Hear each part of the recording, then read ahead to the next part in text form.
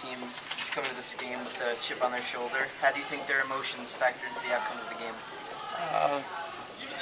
I don't think the emotions were, helped or hurt the game. I think that, we came out, we, got some energy going by getting 1-0 lead, and then we actually, came back after they got a goal that I think was a little bit of bad luck for us, and bounced off the skate and was kept alive, and they knocked it in.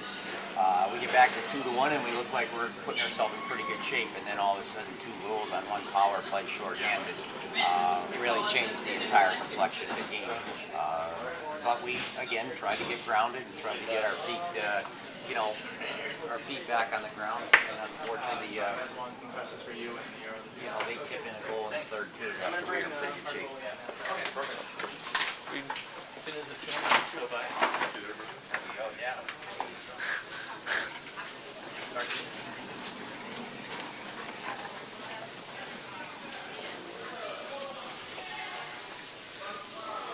Wide alleys here in the Indiana Channel. Sorry. I guess, what's the feeling like in the locker room, after they lost to Cornell in triple overtime in the NCAA tournament last year, and how's it feeling this year, having having lost this time? There's disappointment, there's frustration in there, but we're not going to win every game all season. I think we know that, and now it's a test to rebound tomorrow. I think the lesson we had to learn today was that our tempo and our pace wasn't there for 60 minutes. It was there for good chunks of the game, but you give up a couple shorthanded goals, that hurts. And when we were rallying in the third period, playing pretty sound for 7, 8, 9 minutes and creating a couple chances, they tip a puck in, which credit to them. They got there and closed out the deal. And when I look at some of the things we did, and I think we only had 1 blocked by a forward, block shot. And I think we got to have just a little more heart, a little more passion, and there's a couple people I didn't think played very well tonight, and they're people we have to count on. You mentioned the 2 short-handed goals. What did you see during that power play that you think led to those? Well, this team clearly plays with a lot of tempo. They're a good skating team, and we got probably a little bit casual with the puck. We were hoping they weren't playing too hard, and guess what? They were playing hard, and we made an ill-advised pass from behind the net that started their break, and then I think they had one that they kind of fought our defenseman for the puck and won the battle and got to the net and cashed in. And again, in both those situations, I think we could win battles and we could be a little more assertive with the puck. But bottom line is, you got to be ready. They're going to come at us. We knew they were coming at us.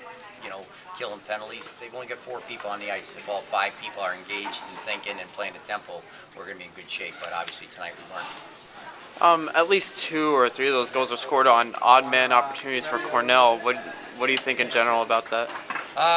Not something you like. Again, that's just their tempo, that they keep pushing the envelope, and we've got to make sure that somebody's reading the play high, somebody's ready to back check. We can't have 3 people standing at the net. We can't have 3 people down on the goal line hoping we get a puck to the net. We've got to really rotate back up high, and we didn't do a very good job of it tonight in those situations. So what do you say to your team to get them ready for tomorrow's game? I basically told them what I just mentioned, the tempo and the pace, that you have to have tempo and you have to have pace for 60 minutes. You can't do it for 38 or 39 minutes. You can have a bad shift here and there, but you can't have, to the point where you're giving up, 4 goals or maybe 5 in your own building because you're giving them those odd person rushes. We're waiting and hoping that maybe the puck gets down there. You've got to match their tempo, and tonight give them a lot of credit. They were the ones that had a little more tempo and got it done.